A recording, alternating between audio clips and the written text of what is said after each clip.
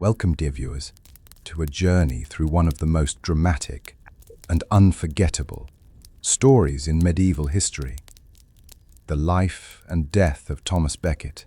Today, we travel back to justice century England, a land divided by politics, faith, and loyalty, where power struggles between church and crown shaped the destiny of a nation. Thomas Becket was not born into greatness.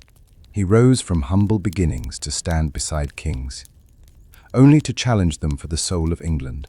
His story is not just about politics or religion. It is about friendship betrayed, power tested, and the ultimate sacrifice made for conscience and faith. As you watch, you will witness the transformation of a man, from a loyal servant of King Henry II to a defiant Archbishop of Canterbury, and finally, to a martyr whose blood would stain the stones of his cathedral. Defiant. This is not only the story of Becket's life and death, but of how his courage and conviction inspired centuries of devotion, rebellion, and remembrance. So, prepare to step into the world of knights and kings, of sacred oaths and broken friendships. The tale of Thomas Becket begins now. Imagine standing in the great cathedral of Canterbury on a cold December evening. The chants of monks echo through the stone halls. Suddenly, armored knights storm in, swords drawn, their mission clear to silence. The voice of one man who dared defy a king. Moments later, the floor is splattered with blood, and history is changed forever. This is not a legend. This is the true story of Thomas Becket, a man who chose faith over friendship, conscience over loyalty, and martyrdom over compromise. Subscribe for more history. Like and comment if you believe history should never be forgotten, and share to spark conversation about the lessons we must learn from the past. This is not myth. This is history. And it begins here. The England of the justice century was a land of ambition, conflict, and transformation. At its heart stood a fragile balance between two powers, the crown and the church. The kings of England, fierce and determined, sought to consolidate their authority, while the Church of Rome commanded the spiritual allegiance of every Christian soul, from peasant to prince. This was not merely a struggle of politics, but of eternal salvation versus earthly rule. King Henry II, strong-willed and ambitious, believed the king must be supreme in his own land. But the Church, led by Rome, insisted that the authority of God outweighed the authority of kings.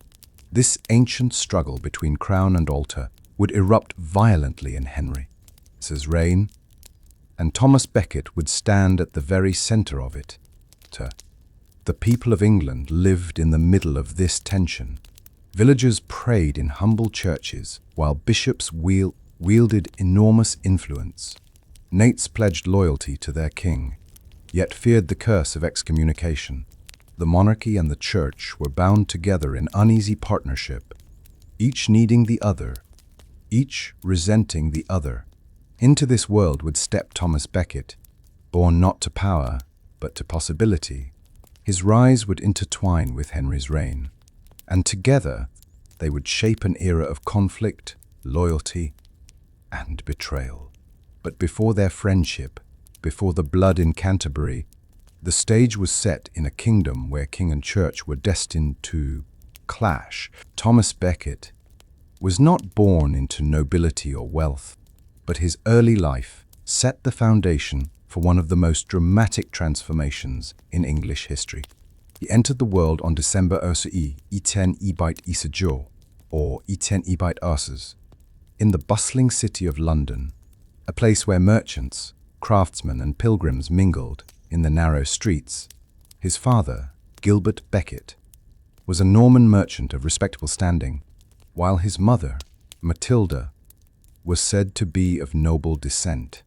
Though not poor, the Becket family lived far from the wealth and power of the great lords of England. Young Thomas grew up in a city alive with commerce and faith, London's churches. London's churches rang with bells, its markets thrived, and its people lived under the gaze of both king and bishop. From an early age, Thomas showed intelligence, charm, and quick wit. He was educated first at Merton Priory and later studied in Paris, where he gained exposure to theology, philosophy, and the grandeur of European Christendom. But Becket's path was not solely academic. After his father's financial losses, Thomas was forced to work for his livelihood. He found employment in the service of wealthy men, where he quickly proved himself reliable, clever, and ambitious. His sharp mind and ability to navigate both worldly and spiritual matters made him stand out. One pivotal opportunity came when Becket entered the service of Theobald of Bec, Archbishop of Canterbury.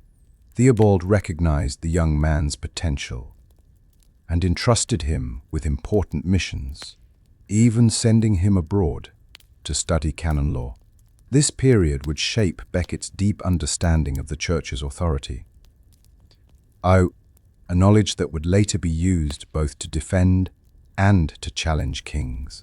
Though his origins were modest compared to the nobles who dominated court life, Thomas's charisma, education, and determination allowed him to rise quickly.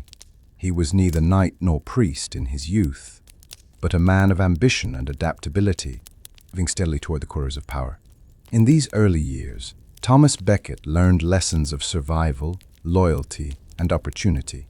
He was a man who straddled two worlds, born of merchants, yet destined to stand among kings. His early life gave no hint of martyrdom, but it forged the tools he would one day wield: intellect, diplomacy, and an unyielding will. Thomas Becket's roots reveal much about the man he would become. His family was neither noble nor destitute, but firmly placed within London's rising merchant class. His father, Gilbert Becket, was a Norman merchant who had prospered after the Norman conquest, but later suffered setbacks. Gilbert's life was marked by discipline, faith, and resilience, qualities he instilled in his son. His mother, Matilda, came from a family of Norman heritage as well. Tradition speaks of her as a gentle, devout woman, shaping Thomas with piety and devotion during his formative years.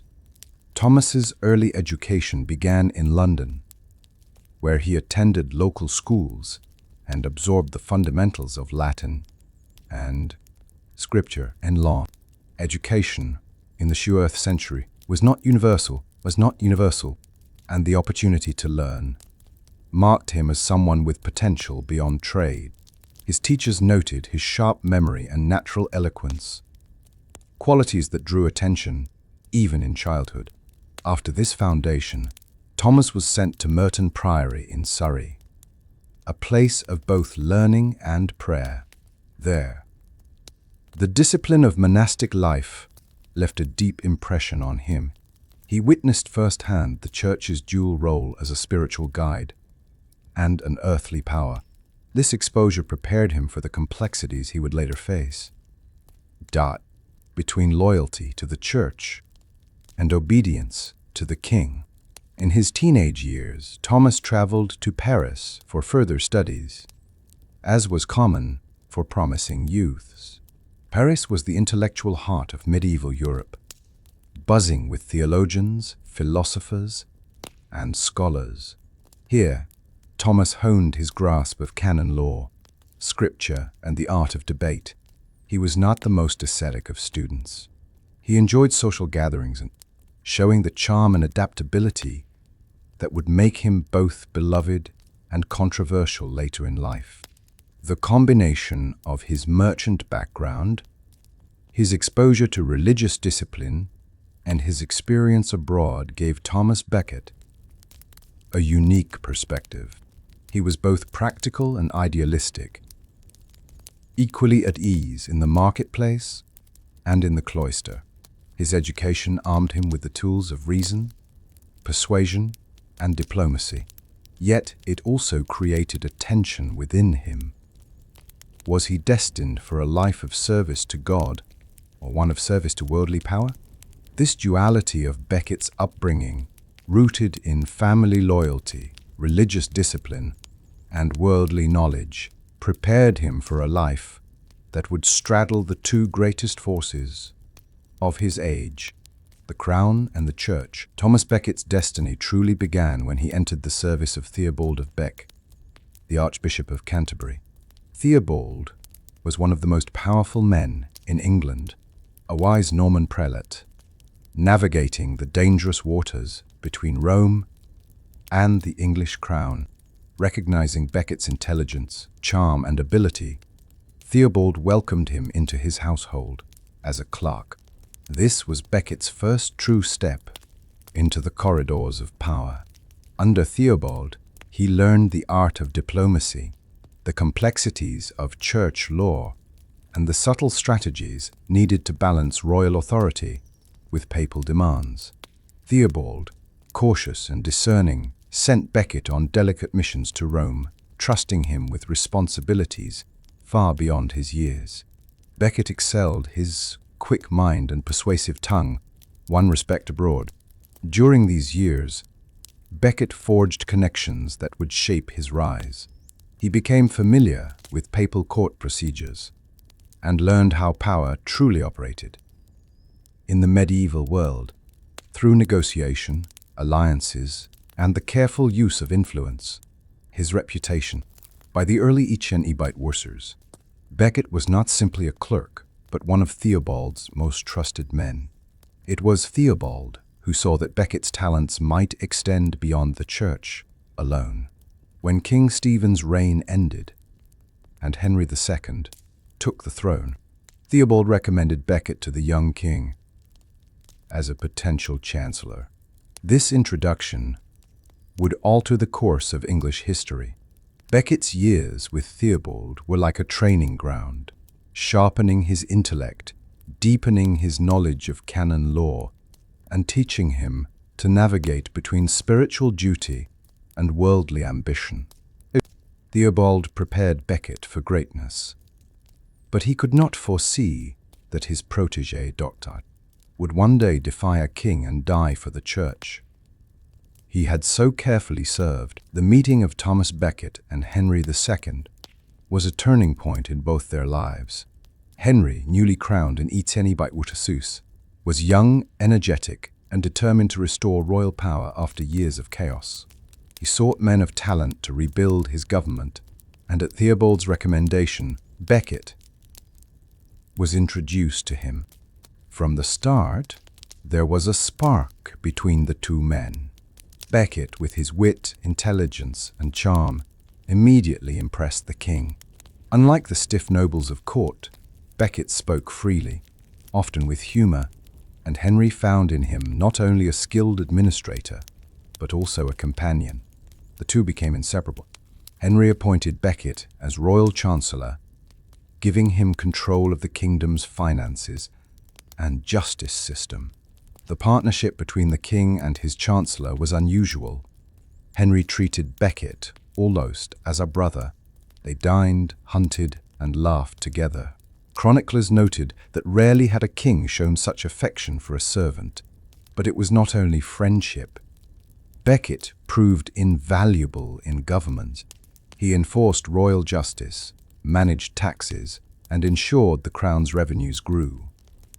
His loyalty to Henry seemed unshakable, yet beneath this bond lay the seeds of future conflict. Becket's rise depended on the king's favor, and his loyalty was to the crown above all else. For now, however, he was the perfect servant and friend, sharing Henry's ambition to strengthen the monarchy. This friendship would define both men. Henry found in Becket a confidant and ally, while Becket found in Henry the pathway to greatness. But history would prove that loyalty to a king and loyalty to God could not always coexist. As royal chancellor, Thomas Becket rose to a position of extraordinary power. Few men in England wielded such influence. He controlled royal finances, administered justice, and oversaw the collection of taxes. To the common people, Becket's word carried the weight of the king himself. Becket embraced his role with vigor. Known for his meticulous work, he reorganized records, strengthened royal courts, and increased revenues flowing into the treasury. He also became the face of Henry's government, traveling across the realm to enforce the king's laws. His presence commanded both fear and respect. Yet Becket was not only a bureaucrat, he reveled in the pomp of his office. Chroniclers describe him parading through London with a magnificent retinue, dressed in fine robes, surrounded by knights and servants. He hosted lavish banquets, entertaining nobles and foreign envoys with music, laughter, and displays of wealth. He lived as though he were a great lord, and the nobility could hardly ignore his splendor. But his extravagance had purpose. By matching the grandeur of the nobility, Becket asserted the power of the king's government. Every display of wealth was a reminder that the crown stood above all rivals. Henry admired Becket's brilliance and relied on him more than ever. Their friendship deepened. The two spent countless hours together, joking, feasting, even riding into battle. Some contemporaries claimed that they seemed more like brothers than king and servant. Henry trusted Becket completely, perhaps too much. In these years, Becket's loyalty to Henry was absolute. He fought for the king's interests against rebellious barons, and even against bishops who resisted royal demands. Ironically, the man who would one day die defending the church spent his early career championing the authority of the crown. Becket's years as Chancellor were a golden age of friendship and power, but the world would change when Henry looked to him, not only as Chancellor, but as a man fit to lead the English Church. By the mid-1800s, Thomas Becket had become one of the most dazzling figures in England. As Royal Chancellor, he wielded immense power and lived in a style that rivaled the greatest nobles. Chroniclers record that his household was as grand as the king's itself, filled with servants, knights, and clerks who carried out his commands. Becket was a master of display. He wore magnificent robes embroidered with silk, rode fine horses, and hosted feasts where guests dined on delicacies rarely seen in England. Foreign ambassadors who visited London often thought Becket, not the king, was the ruler of England. Mockforan, Henry II encouraged this display, for Becket's grandeur reflected the majesty of the crown. Yet Becket's wealth and power were not merely for show. He worked tirelessly for the king, ensuring that royal justice was respected throughout the land. He raised funds for Henry's wars in France, negotiated treaties with foreign rulers, and maintained loyalty among England's barons. In every act, Becket proved his worth as the king's indispensable servant. Still, whispers spread. Many nobles resented his rise from merchant stock, claiming that no man of such humble origins should stand above them. The church, too, eyed him warily. Though educated in canon law, Becket seemed more devoted to royal authority than to God's law. For now, however, his power was unrivaled. Becket appeared at the height of success. He had everything a man could desire: wealth, influence, friendship with the king. But fortune is fleeting. Destiny was about to place him on a path where all his riches, all his power, and even his life would be tested. The friendship between Henry II and Thomas Becket grew deeper with each passing year. They were rarely apart, hunting together, feasting together, even riding into battles side by side.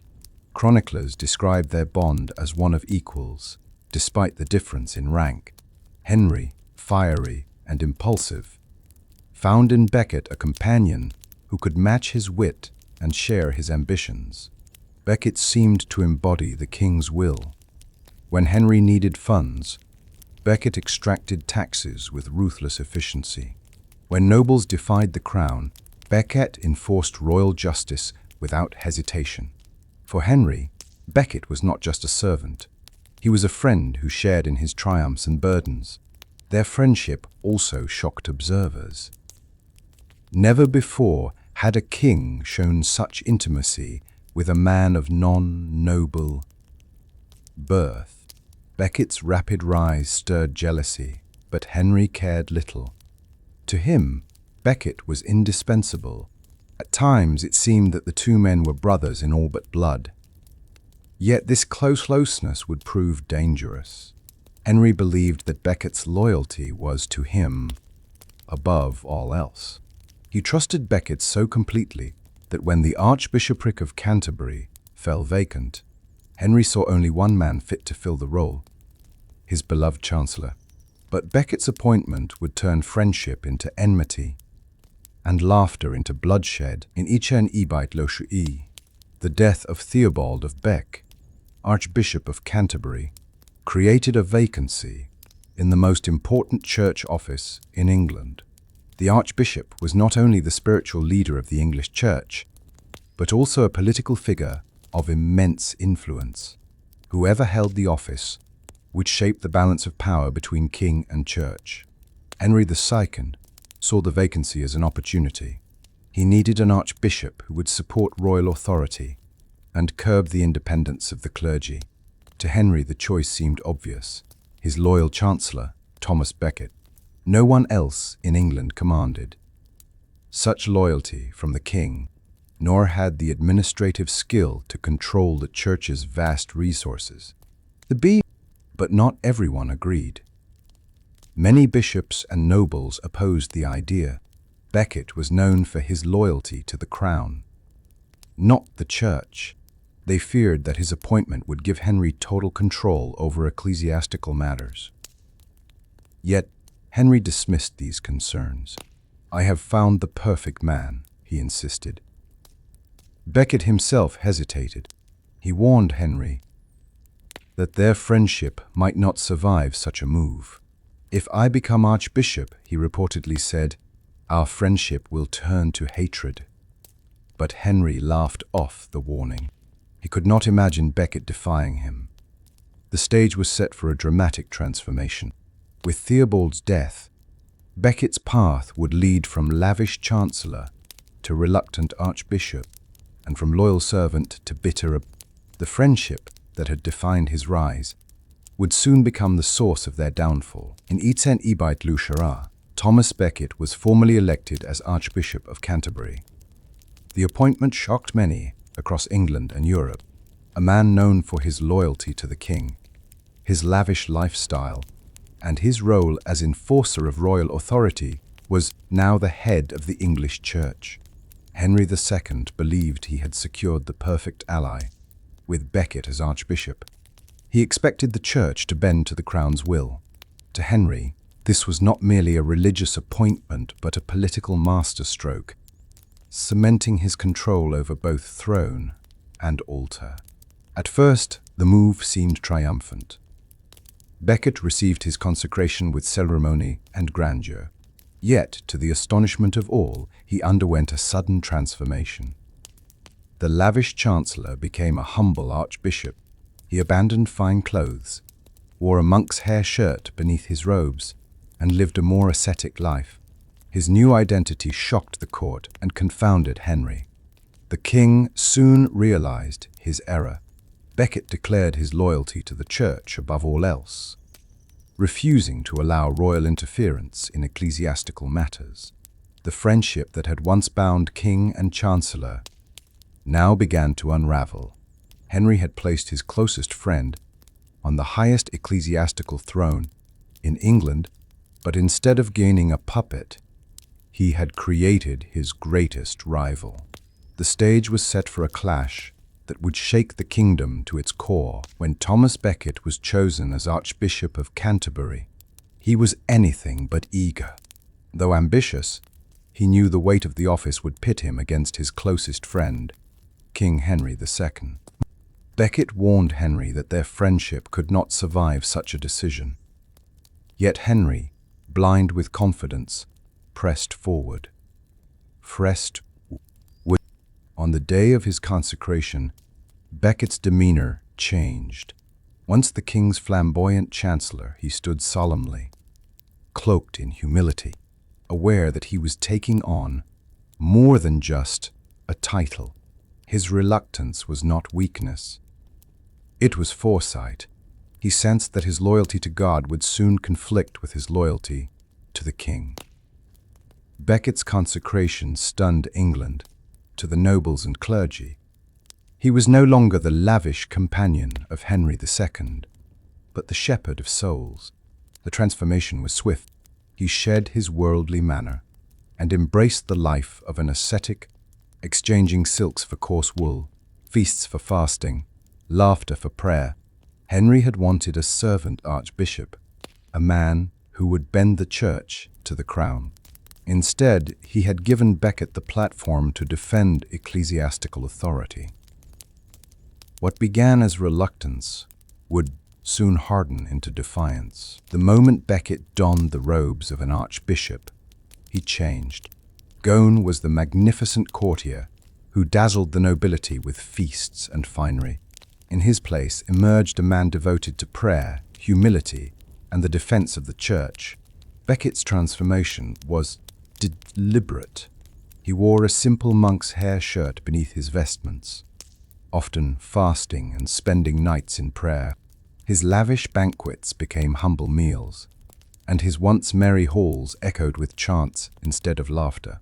Those who had mocked him as the king's puppet were now silenced by his unexpected devotion. The people admired this change. Pilgrims and peasants began to see Becket as a true shepherd of Christ, while bishops and clergy realized he was no mere extension of royal power. His newfound holiness inspired some but angered others, especially Henry II, who felt betrayed. Henry had raised Becket to power expecting obedience. Instead, Becket became the fiercest defender of ecclesiastical independence. To Henry, this was treachery. To Becket, it was obedience to God. Thus began the great conflict: king against archbishop, crown against altar, loyalty to a friend against loyalty to conscience. The first cracks in friendship appeared quickly. Henry II expected Becket to continue enforcing royal authority as archbishop, but Becket, now devoted to the church, refused to compromise God's law for the king's will. The conflict began with clerical courts. In England, clergy accused of crimes were judged in ecclesiastical courts, where punishments were lenient compared to royal justice. Henry demanded that priests who committed serious crimes be tried in the king's courts like other men. Becket refused, arguing that clergy were under God's law, not the king's. Their disagreements grew heated. Henry saw Becket's resistance as betrayal. Becket saw Henry's demands as an attack on the church's freedom. What had once been laughter between friends became bitter quarrels. Henry's nobles supported the king, frustrated by the privileges of the clergy. Becket stood nearly alone, relying on his moral authority. Yet he would not yield. The church belongs to God, he declared, not to kings. The friendship that once bound them was unraveling. England was being drawn into a struggle that would shape the destiny of both crown and church. The debate over church courts became the flashpoint of Henry and Becket's quarrel.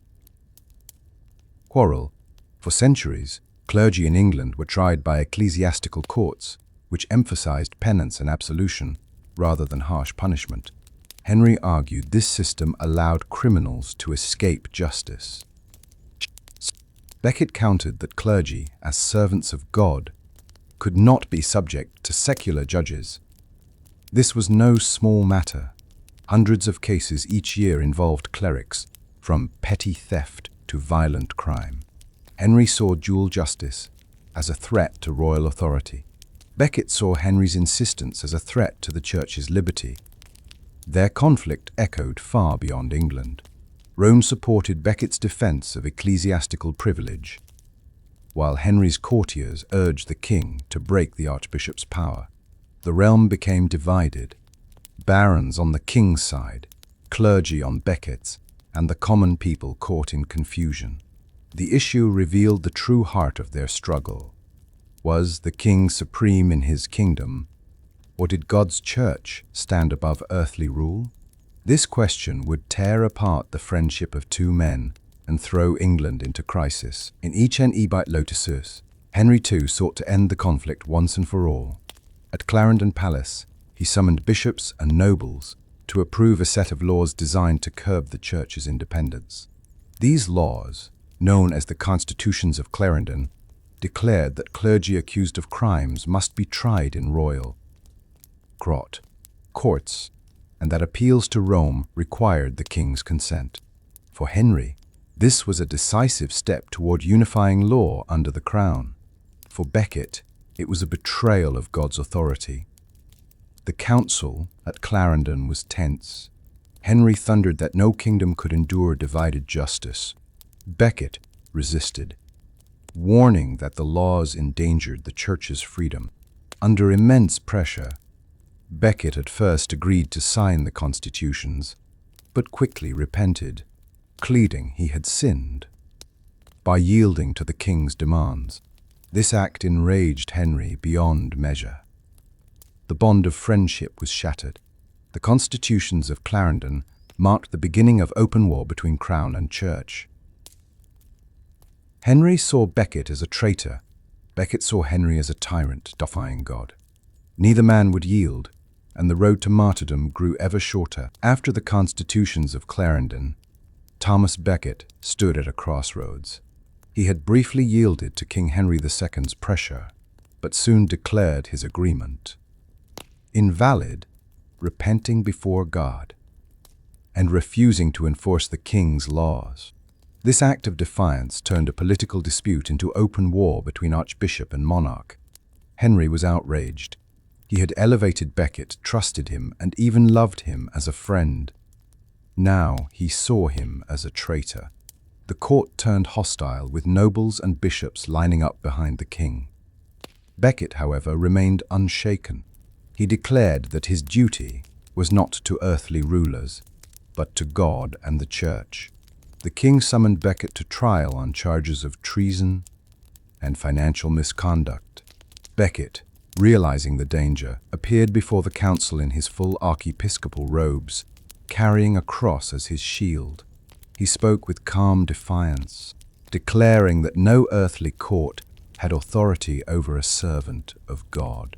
The council erupted in fury.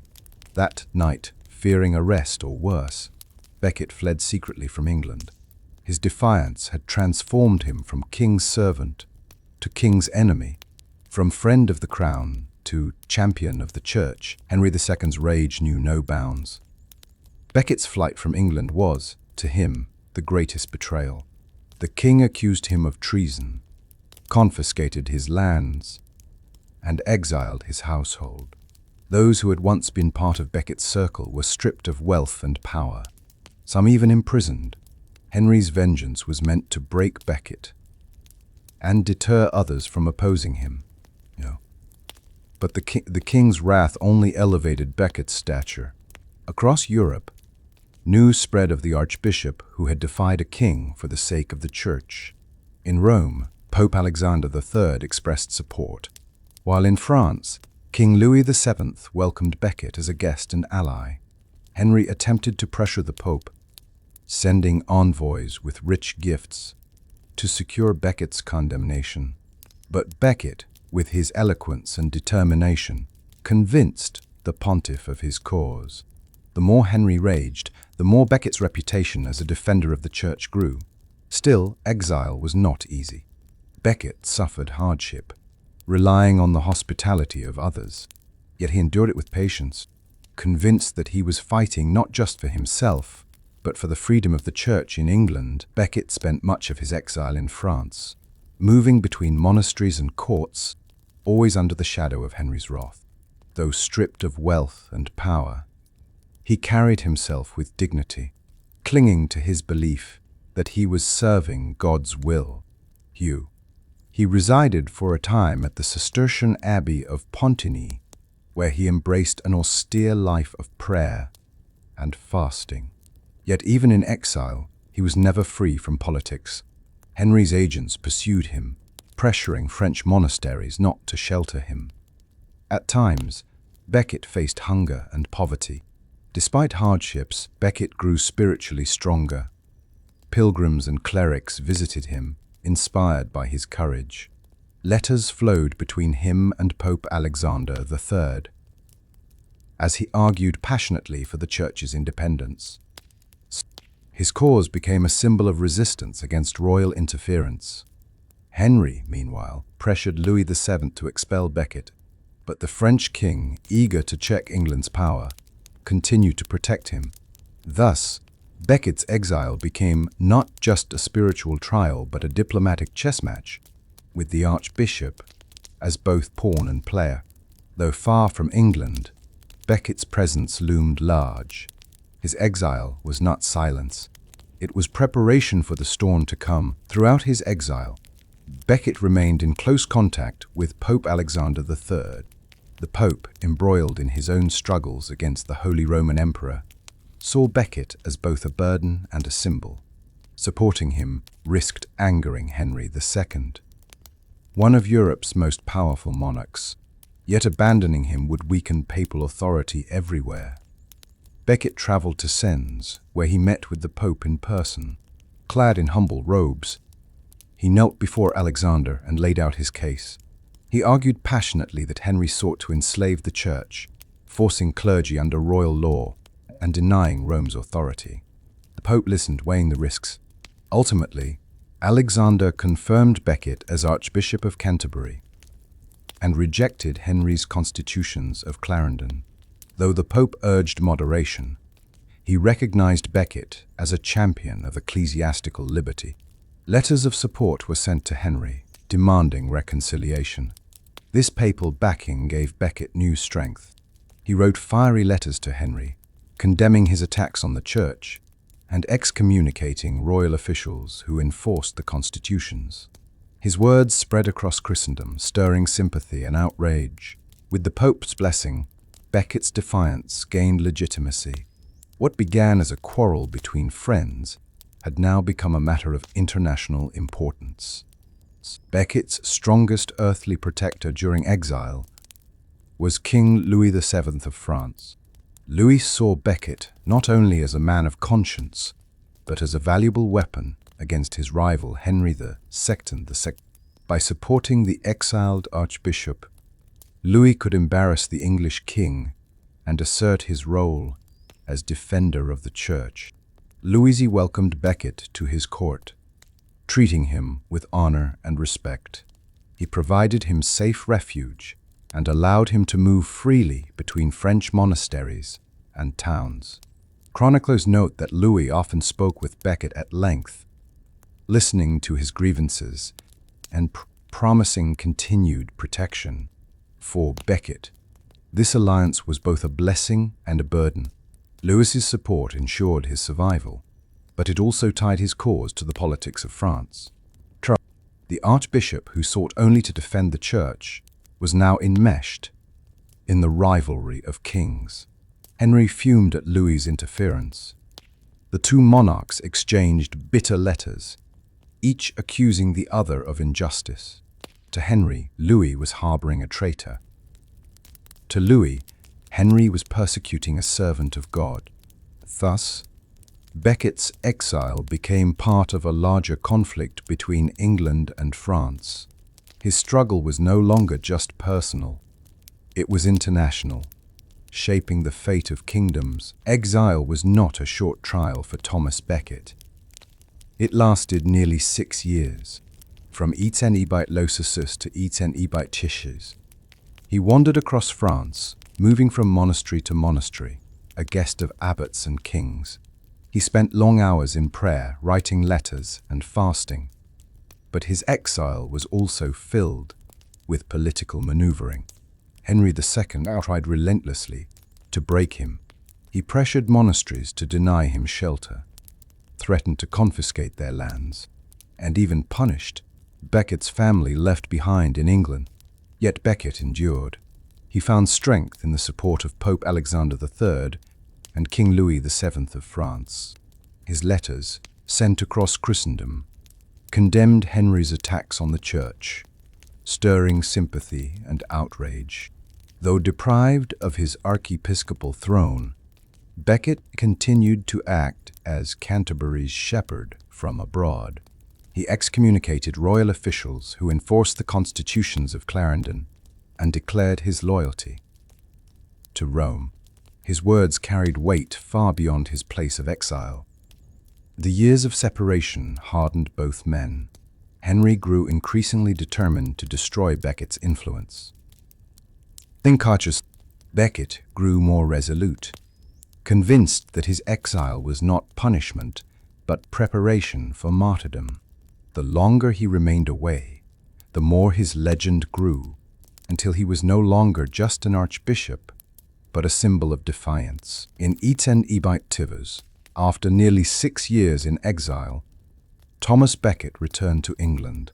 A fragile reconciliation had been arranged through papal mediation and political necessity. Henry II, under pressure from Rome and eager to settle disputes in his empire, agreed to restore Becket to Canterbury. Becket's return was triumphant. Crowds of common people filled the roads to greet him, cheering as he rode into Canterbury.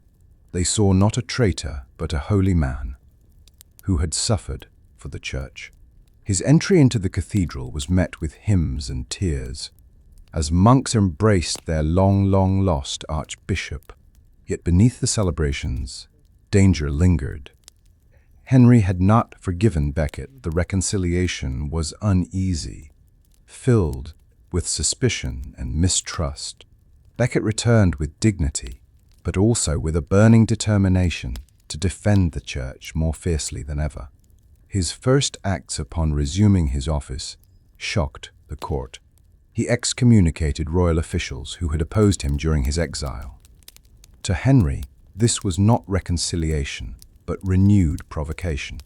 To Becket, it was justice. The archbishop had come home, but he returned not as the king's friend, but as his greatest rival. England braced itself for the storm to come. Becket's return threw England into turmoil.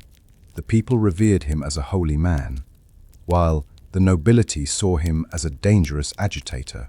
The clergy were torn between loyalty to their archbishop and fear of the king's wrath.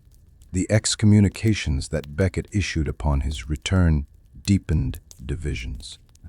Some bishops begged him to show restraint, fearing Henry's retaliation. But Becket insisted he was acting under God's command. The king, he declared, had no authority over the church. Henry's court seethed with anger. To many nobles, Becket's actions were intolerable. They accused him of endangering the realm by provoking open conflict with the king. Yet among the common people, his reputation grew stronger. Pilgrims traveled to Canterbury to see the man who dared defy a monarch. The kingdom stood on edge. On one side was the king, supported by his barons and nobles, demanding obedience. On the other was Becket, supported by Rome and the common people, standing firm for ecclesiastical liberty. Between them, England trembled, uncertain which authority would prevail. Amidst the rising storm, efforts were made to reconcile king and archbishop. Papal envoys traveled to England, urging peace. Henry and Becket met in Normandy, exchanging words of courtesy, but hiding deep mistrust. For a moment, it seemed reconciliation might succeed. Henry and Becket embraced, publicly declaring their friendship restored. Chroniclers record the king weeping, insisting he wished only peace. But these gestures were hollow. Neither man had changed. Henry still demanded control over the church, and Becket still refused. Back in England, Becket continued to excommunicate royal officials, undermining the king's authority. Henry, meanwhile, complained to Rome that Becket was ungrateful and disloyal. The reconciliation was nothing more than a fragile truce destined to shatter. Even among the clergy, frustration grew. Some bishops urged Becket to compromise, warning that his intransigence endangered the church itself. But Becket believed compromise meant betraying God. He would rather die than yield. Thus, attempts at peace only widened the gulf. The bond of friendship was gone. The path to martyrdom was set by late saint.His. Tensions had reached a breaking point. Becket's defiance had only grown stronger. He continued to excommunicate officials loyal to Henry and refused to yield on the matter of church courts. The king's patience was exhausted. At Christmastide, Henry gathered his court in Normandy. Surrounded by barons and knights, he raged against Becket, declaring him a traitor who had dishonored his king. In a fit of fury, he is said to have uttered the fateful words, "Will no one rid me of this turbulent priest?" The knights who heard these words, Reginald Fitzurse, Hugh de Morville, William de Tracy, and Richard le Breton, took them as a command. Without hesitation, they set out for England, determined to silence Becket once and for all. Back in Canterbury, Becket continued his duties, seemingly aware of the danger. Some warned him of plots against his life, but he refused to flee again. "The servant of God must not fear death," he said. The conflict was no longer political. It had become personal, spiritual, and fatal. The clash of king and archbishop was hurtling toward its bloody conclusion. It was a cold December in saint.His. When Henry II, surrounded by his court in Normandy, reached the breaking point.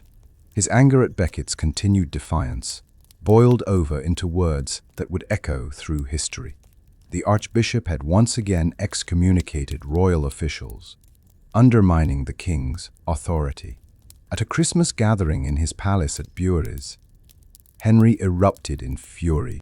Pacing before his barons, he shouted, "What miserable drones and traitors have I nurtured in my house, who let their lord be treated with such shame by a low-born clerk?" Chroniclers later distilled his outburst into the fateful question, "Will no one rid me of this turbulent priest?" The hall fell silent. 4 knights, Reginald Fitzurse, Hugh de Morville, William de Tracy, and Richard le Breton, heard his words as a command. Rising quietly, they departed the king's presence, determined to carry out what they believed was their duty, to silence Becket forever. Henry had not explicitly ordered murder, but his fury was unmistakable.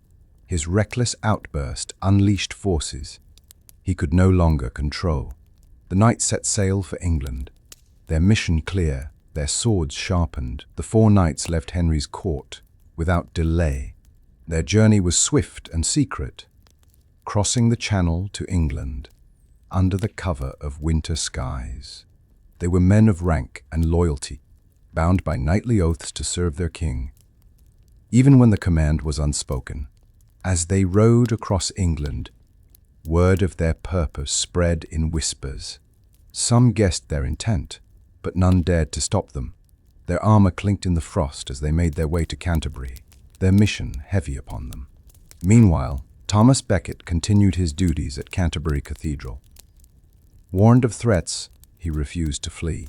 "The servant of God fears nothing," he told his monks. His calm faith stood in stark contrast to the knights' grim determination. On December 1, the knights reached Canterbury. They concealed themselves in the city, sharpening swords, making plans. The hour of confrontation was near. Their oath to Henry and their ambition for royal favor drove them on. For them, Becket's life stood between the king and absolute control. 2. The knights had set forth on a path of blood, and history was about to witness one of the most infamous murders of the Middle Ages. The morning of December 1, saint.His, dawned cold and grey over Canterbury. Thomas Becket rose as usual, spending hours in prayer and preparing for the liturgy. Though warned of danger, he refused to alter his routine. "Let the will of God be done," he told his monks. That afternoon, the knights entered Canterbury Cathedral, demanding that Becket submit to the king's will. The archbishop stood tall, refusing. "I am God's servant, not the king's," he declared. The confrontation grew heated. The knights threatened him, but Becket remained calm, even as his monks begged him to seek refuge in the crypt. "Why should I flee?" he asked. "The church has endured persecution before. I will not dishonor it by running away." His words stilled the monks, but they could not silence their fear. The knights departed briefly to arm themselves fully, returning with swords drawn. The cathedral echoed with the sound of steel against stone as they advanced. Becket, unarmed, stood at the altar, his face calm and resolute. The final day had come. Canterbury's holy ground was about to be stained with blood. Moment arrived. The knights stormed into Canterbury Cathedral, their armor clanging, swords flashing in the dim light. Pilgrims and monks screamed, scattering in terror. Thomas Becket did not move. Standing at the altar, he faced his killers with unwavering resolve. "I am ready to die," he declared. "May the Church of God be free and at peace." The knights advanced. Reginald Fitzurse struck first, swinging his sword and grazing Becket's head. Blood flowed, but Becket did not fall. He raised his hands in prayer, whispering Christ's name. The other knights joined in, hacking at him with brutal force. Richard Le Breton delivered the final blow, splitting Becket's skull so violently that his brains spilled onto the cathedral floor. The holy place was desecrated. Monks wept as they tried to cradle their dying archbishop. The knights, faces grim and bloodied, left swiftly, their mission complete. Becket's body lay before the altar, a martyr for the church. His death shocked all who saw it. The stones of Canterbury Cathedral were stained with the blood of one who had defied a king and stood firm for God. News of Becket's murder spread like wildfire across England and Europe. The horror of a king's knights slaughtering an archbishop in his own cathedral stunned the Christian world. In Canterbury, monks gathered his bloodied garments and preserved them as relics. Pilgrims flocked to the cathedral, kneeling where he had fallen, weeping and praying. Rumors of miracles began almost immediately. Healings and blessings attributed to his intercession. Henry II was thrown into crisis. Though he had not directly ordered the killing, the blame fell squarely upon him. His reckless words had unleashed. Across Christendom, he was condemned as the king who had murdered a priest of God. Even the Pope threatened excommunication. In France, Germany, and Italy, the story of Becket's martyrdom spread. Chroniclers compared him to the early Christian saints who had died for their faith. To the people, he was no longer merely the Archbishop of Canterbury. He was a martyr, chosen by God to defend the liberty of the Church. The shock of his death transformed him instantly into a figure of reverence. His blood cried out from the cathedral stones, and the Church responded with devotion. Within years, Becket would be canonized, and Canterbury would become one of the greatest pilgrimage sites in Europe. On the night of December 18 Canterbury Cathedral was silent except for the weeping of monks. Thomas Becket's body lay lifeless, his blood soaking the stones near the altar. His followers carried him gently into the crypt, wrapping him in simple cloth, refusing any pomp or grandeur. He had died as a martyr, and his burial reflected his humility. Yet the story did not end in silence. Almost immediately, miracles were reported. A sick child touched his blood-stained garments and was healed. A blind man claimed his sight was restored after praying at Becket's tomb. Word of these wonders spread quickly, drawing pilgrims to Canterbury. Within days, the monks of Canterbury, stunned by the transformation, began carefully recording each miracle. They guarded the tomb closely, aware that they were witnessing the birth of a holy cult. People from across England traveled to kneel where the archbishop had fallen, some carrying away small cloths dipped in his blood as relics. The cathedral, once desecrated by violence, became a place of healing and faith. Becket's tomb was no longer a site of tragedy. It was the fountain of a new spiritual movement that would echo across Europe within months of his death. Thomas Becket was no longer remembered only as the Archbishop of Canterbury. He was venerated as a saint. The miracles at his tomb multiplied, recorded by the monks with awe. Stories of healing spread from village to village, the lame walking, the sick recovering, the hopeless finding hope again. Pilgrims arrived in such numbers that Canterbury could hardly contain them. Farmers, merchants, nobles, even kings came to kneel before Becket's resting place. His tomb became the most visited shrine in England, rivaling holy sites across Europe. In saint.His, only 3 years after his death, Pope Alexander III canonized Becket as a saint. The speed of his canonization testified to the power of his cult and the outrage his martyrdom had caused. From that moment on, Becket was no longer simply a victim of royal anger. He was Saint Thomas of Canterbury, a symbol of resistance to tyranny and faithfulness unto death. His cult spread beyond England. Churches were dedicated to him in France, Italy, and even the Holy Land. Pilgrims carried his story across Christendom. Becket had become more powerful in death than he had ever been in life. Canterbury quickly became one of the greatest pilgrimage sites. In medieval Europe, pilgrims traveled hundreds of miles to pray at Becket's tomb, many leaving tokens of thanks for healings they had received. The journey was long and dangerous, but devotion drew people from all walks of life. Roads leading to Canterbury bustled with travelers, peasants carrying walking staffs, merchants leading carts, nobles on horseback.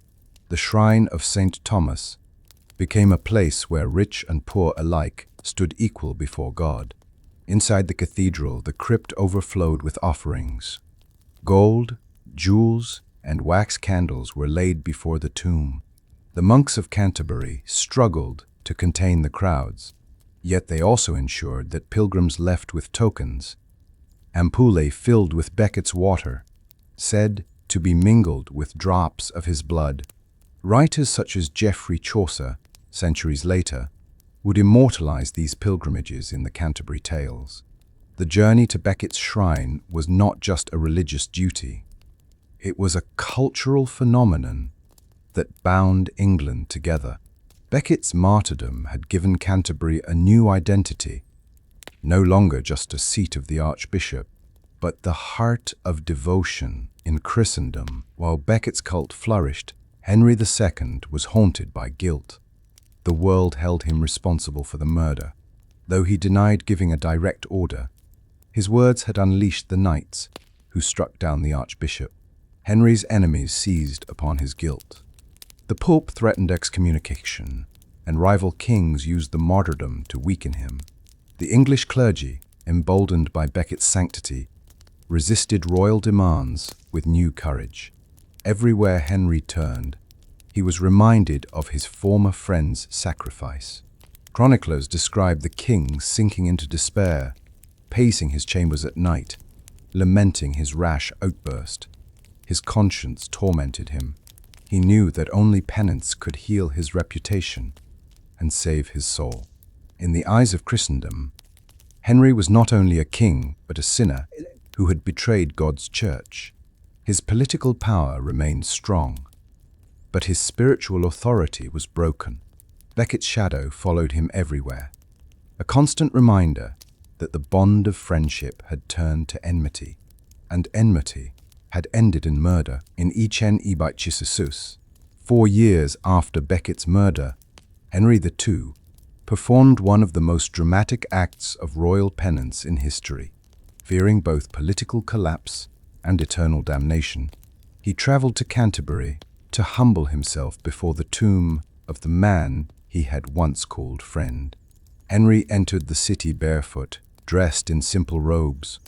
Before the shrine, he knelt and prayed for forgiveness, weeping openly. Then, in a shocking act of humility, he submitted to public penance. One by one, Monks and clergy flogged him with rods, striking the King of England as he lay prostrate before Becket's tomb. Miss. The people of Canterbury watched in awe. A king had bowed before a martyr, acknowledging the supremacy of God over earthly power. Henry spent the night in vigil at the tomb, fasting and praying. This act of penitence restored some of his reputation. The Pope lifted threats of excommunication, and the cult of St. Thomas grew even stronger. Yet Henry could never escape the truth. He had once loved Becket, and through his anger he had destroyed him. His penance was both an act of atonement and a public confession of guilt. Thomas Becket's martyrdom did not remain confined to history. It quickly became legend. Chroniclers across Europe compared him to the earliest Christian martyrs, while poets and storytellers transformed his struggle into tales of faith, loyalty, and betrayal. Becket appeared in sermons, poems, and chronicles as a man who had chosen God over king, conscience over friendship. He was portrayed as a shepherd defending his flock against tyranny, his blood sanctifying the stones of Canterbury. His story inspired awe, fear, and devotion. In time, his life became woven into popular imagination. Pilgrims recited stories of his courage, and artists painted his final moments in vivid detail. In the centuries that followed, authors like Geoffrey Chaucer would immortalize Canterbury as the destination of pilgrims in the Canterbury Tales. Later, modern writers such as T.S. Eliot would revisit his story in Murder in the Cathedral, reminding the world of the enduring power of Becket's sacrifice. Becket was no longer only an archbishop. He had become a symbol. His life and death resonated as both history and myth, a tale of conscience standing against the weight of kingship by the due 10th century. The shrine of St. Thomas Becket in Canterbury had become one of the wealthiest and most magnificent in Christendom. Pilgrims from across Europe left offerings of gold, jewels, and relics, filling the cathedral with treasures. The shrine itself, completed in Etienne Urbeck Ursers, was a masterpiece.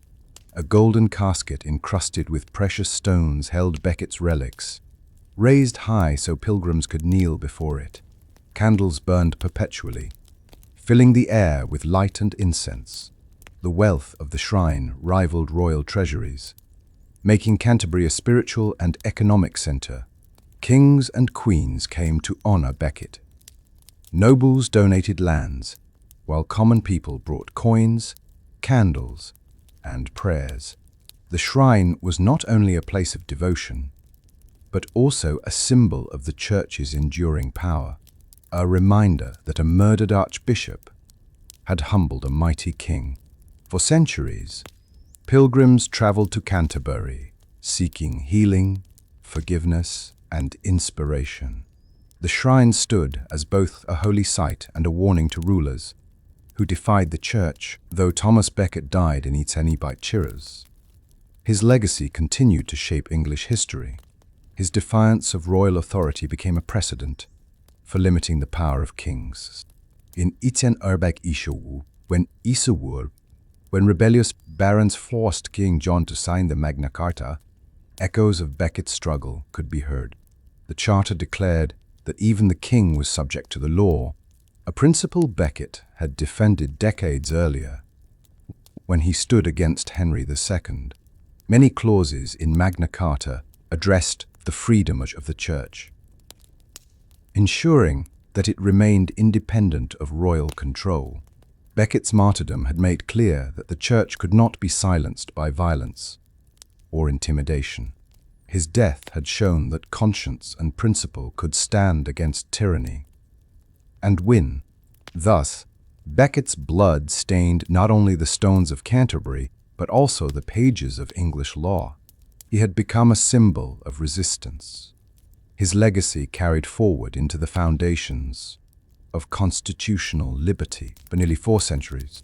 The shrine of St. Thomas Becket stood as one of the most revered holy sites in Europe. But in the true locked century, it fell victim to the sweeping changes of the English Reformation. In 1578, King Henry VIII, seeking to break England from Rome and assert royal supremacy over the Church, ordered the destruction of Becket's shrine. He declared Becket a traitor, erasing his sainthood and forbidding devotion to him. Soldiers stormed Canterbury Cathedral, dismantling the golden shrine and carrying away its treasures to the royal treasury. The jewels, gold, and relics that had drawn pilgrims for centuries were scattered or melted down. Even Becket's bones were destroyed or hidden.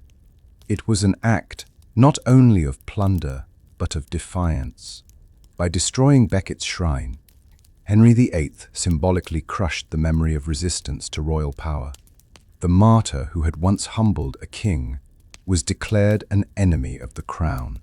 Yet even in destruction, Becket's legacy endured. His story could not be erased. In secret, the faithful continued to whisper his name, remembering the archbishop who had died for conscience and for God. Though his shrine was destroyed and his cult suppressed, the story of Thomas Becket could never be silenced. His martyrdom continued to inspire across centuries, carried in chronicles, literature, and memory. Becket became a symbol of resistance to tyranny, a reminder that conscience could defy kings. In every age of conflict between faith and power, his story resurfaced. Writers, poets, and preachers invoked his name as an example of courage and sacrifice. Even after the Reformation, when devotion to him was outlawed, Becket lived on in legend. His memory survived in the stones of Canterbury, in manuscripts and stained glass, and in the stories passed down by generations. Today, Canterbury Cathedral still bears witness to his martyrdom. Pilgrims and tourists alike walk the flagstones where his blood was shed, feeling the weight of history. His story is told in classrooms, churches, and theatres. Classrooms reminding the world that one man's stand for principle can echo for 1,000 years. Thomas Becket's life was a journey from humble birth to royal power, from friendship with a king to martyrdom at an altar. His death was not an end, but a beginning, ensuring that his legacy would endure as long as humanity remembers the struggle between conscience and authority. Even today, Becket's legacy endures. His defiance reminds us that there are moments in history where one person's conscience can outweigh the command of a king. His martyrdom reminds us that truth and principle often come at the highest cost. Thank you for joining me on this journey through history, faith, and courage. May Thomas Becket's story inspire you as it has inspired countless generations before us.